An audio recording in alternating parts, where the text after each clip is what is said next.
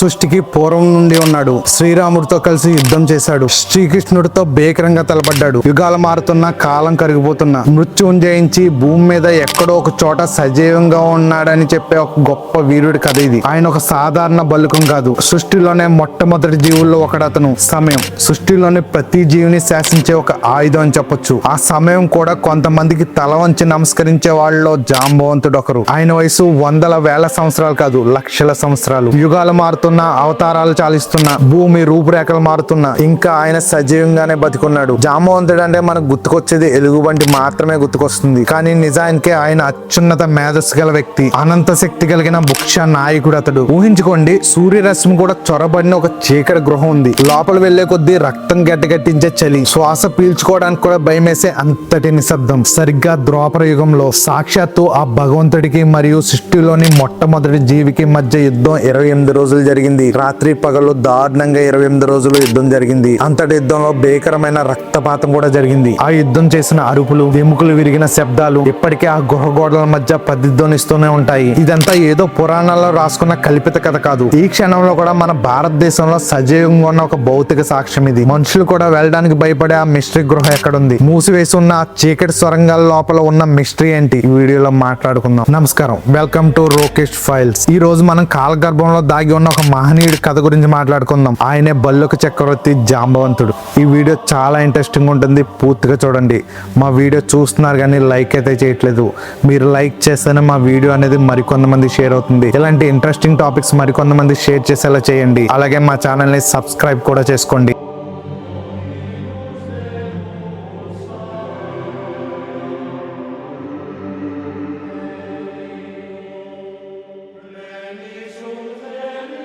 హిందూ పురాణాల ప్రకారం జాంబవంతుడు ఖచ్చితంగా బతికే ఉన్నాడు. జాంబవంతుడు సృష్టికర్త అయిన బ్రహ్మదేవుడు ఆవలింత నుంచి పుట్టాడని చెప్తూ ఉంటారు. అందుకే ఆయనకి జాంబవంతుడు అనే పేరు వచ్చిందని మన వేదాలు చెప్తున్నాయి. చారిత్రక శాస్త్రీయ దృక్కోణాలలో చూస్తే ఇది మన ప్రాచీన ఇతిహాసాలు మరియు విశ్వాసాలపై ఆధారపడి ఉంది. అయితే పురాణాల్లో ఆయన్ను చిరంజీవిగా వర్ణించారు. పురాణాల ప్రకారం ఆయన చనిపోలేదు. ద్వాపర యుగంలో శ్రీకృష్ణుడు సూచన మేరకు హిమాలయాల్లో ఎవరికీ తెలియని ఒక రహస్య గృహలో ఇంకా తపస్సు చేస్తూ ఉన్నాడని చెప్తారు. లేదా దట్టమైన భయంకరమైన అడవిలో ఒక గృహలో తపస్సు చేసుకుంటున్నాడని చెప్తారు. కలియుగం అంతం సమయంలో కల్కి ఉద్భవించినప్పుడు ధర్మ సంస్థాపన కోసం జాంబవంతుడు ఆ గృహ నుండి బయటకు వస్తాడని చెప్తారు. మన వేదాల్లో ప్రగాఢ విశ్వాసం కూడా ఉంది, జాంబవంతుడు ఇంకా బతికే ఉన్నాడని. జాంబవంతుడి కథ ఒక యుగానికే మాత్రం పరిమితం కాలేదు. ఆయన 4 యుగాలు చూసిన వ్యక్తి అతను. నెంబర్ 1, కృతయుగం. జాంబవంతుడి జన్మం ఏ గర్భం నుండి జరగలేదు. ఆయన బ్రహ్మదేవుడు ఆలోచించిన సమయంలో ఆవలింత నుండి పుట్టుకొచ్చాడు జాంబవంతుడు. సృష్టిలో మొట్టమొదటి జీవుల్లో ఆయన ఒకడు. అప్పటికి ఇంకా వానర జాతి సృష్టి జరగలేదు కూడా. కృతయుగంలో ఆయన వేగం, అతని బలం ఊహకు అందేవి కావు. శ్రీ మహావిష్ణువు వామనావతారం ధరించి త్రివిక్రముడిగా మారి భూమాకాశాలను ఆక్రమిస్తున్న సమయం అది. వామనుడు ఎత్తు పెరుగుతున్న కొద్దీ జాంబవంతుడు ఎంతో ఉత్సాహంతో రెప్పపాటు కాలంలో ఆ త్రివిక్రముడు చుట్టూరు 21 సార్లు ప్రదక్షిణ చేసి తన భక్తిని చాటుకున్నాడు. కానీ ఆ వేగంలో ఆయన కాలు ఒక పర్వతానికి బలంగా తగలడంతో ఆయన గాయపడ్డాడు. ఆ దెబ్బతో ఆయన వేగం సగానికి పడిపోయింది. ఆ గాయం లేకపోయి ఉంటే తర్వాత యుగంలో సముద్రాన్ని ఆంజనేయుడు కంటే ముందే జాంబవంతుడు దాటేవాడు. రెండో యుగం త్రేతాయుగం. త్రేతాయుగం వచ్చేసరికి జాంబవంతుడికి వయసు మీద పడింది.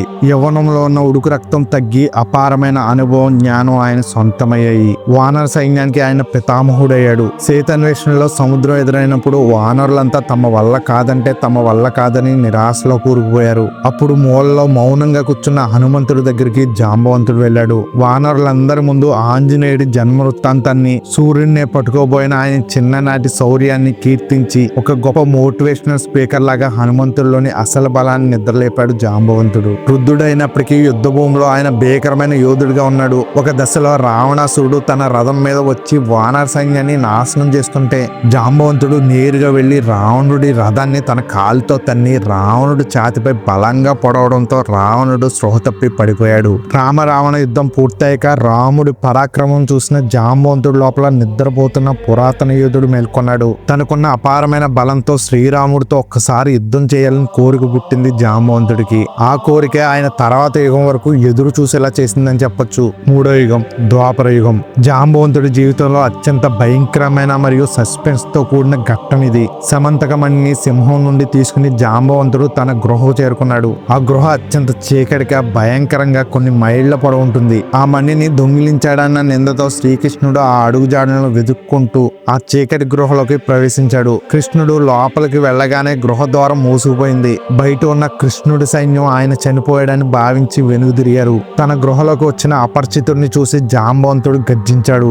తన కూతురు జాంబవతిని మరియు ఆ మణిని రక్షించుకోవడానికి యుద్ధానికి దిగాడు. ఇద్దరి మధ్య ఎలాంటి ఆయుధాలు లేకుండా ముఖాముఖి మల్ల యుద్ధం మొదలైంది. యుద్ధం మొదలైన 1వ రోజు నుండి 10వ రోజు వరకు గృహ దద్దరిల్లింది. రాళ్లు పగిలిపోయాయి. జాంబవంతుడి అపారమైన బలానికి కృష్ణుడు సైతం ఆశ్చర్యపోయాడు. 11 నుండి 20వ రోజు వరకు ఇద్దరిలోనూ అలసట్లేదు. రక్తం చిందిస్తూ ఒకరినొకరు విసురుగొట్టుకుంటూ పోరాడుతూనే ఉన్నారు. 21 నుండి 28వ రోజు వరకు జాంబవంతుడికి వయసు మీద పడ్డం వల్ల మెల్లగా అలసట మొదలైంది. శ్రీకృష్ణుడు పిడిగుద్దుల దాటికి జాంబవంతుడి కీళ్లు తప్పాయి. నరాలు తెగేంత నొప్పితో కుప్పకూలిపోయాడు. కింద పడిపోయిన జాంబవంతుడు మొదలు ఎలా అనుకున్నాడు, సృష్టిలో నన్ను ఓడించే మగాడు ఆ శ్రీరామచంద్రుడు తప్ప వేరొకరు లేరు. మరి నన్ను ప్రాణాలు తీసేలా కొడుతున్న ఈ వీరుడెవరు అని పైకి చూశాడు. ఆ చీకటి గృహలో శ్రీకృష్ణుడి స్థానంలో కోదండం పట్టుకుని చిరునవ్వు చిందిస్తున్న శ్రీరాముడు కనిపించాడు. అప్పుడు అర్థమైంది జాంబవంతుడికి, త్రేతాయుగంలో తను కోరుకున్న కోరికను తీర్చడానికే తన స్వామి కృష్ణుడిగా వచ్చాడని. అంతే,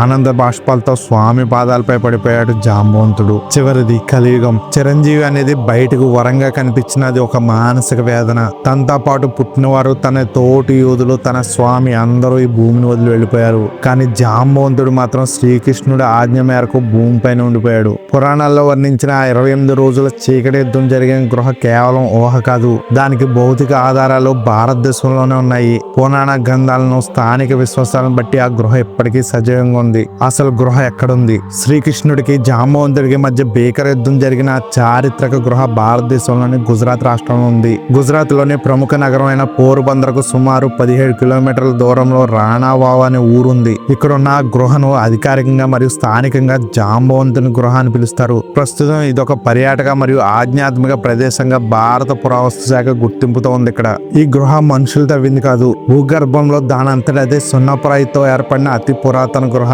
లోపలికి వెళ్లే కొద్దీ సూర్యరశ్మి పడదు, వాతావరణం చాలా చల్లగా నిశ్శబ్దంగా మారుతుంది. ఈ గృహ పైకప్పు నుండి రాలే నీటి బొట్ల వల్ల వందల సంవత్సరాలుగా లోపల శివలింగాలు సహజంగా ఏర్పడ్డాయి. జాంబవంతుడు నిత్యం పరమశివుడిని ఈ గృహలోనే ఆరాధించేవాడని స్థానికుల ప్రగాఢ విశ్వాసం. ఆ గృహ లోపల ఒక అంతు చిక్కని సొరంగ మార్గం ఉంది. ఒకప్పుడు ఆ సొరంగం ద్వారా నేరుగా ద్వారకా మరియు జూన్గఢ్ చేరుకోవచ్చని చెప్తారు. కానీ భద్రతా కారణాల దృష్ట్యా ప్రస్తుతం ఆ సొరంగ మార్గాన్ని మూసివేశారు. ఆ మూసివేసిన చీకటి మార్గం వెనుక ఇంకెన్ని రహస్యాలు ఉన్నాయో ఎవ్వరికీ తెలీదు. వాస్తవానికి మరియు పురాణానికి మధ్య ఒక చిన్న వ్యత్యాసాన్ని మనం ఇక్కడ గమనించాలి. ఈ గుజరాత్ లోని రాణావావ్ గృహ కేవలం ద్వాపరయుగంలో శమంతకమణి కోసం శ్రీకృష్ణుడితో యుద్ధం జరిగిన ప్రదేశం మాత్రమే. యుద్ధం ముగిసి తన కూతురు జాంబవంతిని కృష్ణుడికి ఇచ్చి వివాహం చేసిన తర్వాత శ్రీకృష్ణుడు ఆజ్ఞ మేరకు జాంబవంతుడు అక్కడి నుండి వెళ్లిపోయాడు. ఆయన ప్రస్తుతం ఈ గృహలో లేడు. కలియుగంతంలో కల్కి కోసం ఎదురు చూస్తూ ఆయన హిమాలయాల్లోని మనుషులకు చేరడానికి వీలు కాని ఏదో మంచు పర్వత గృహలో నిశ్శబ్దంగా తపస్సు చేసుకుంటున్నాడు.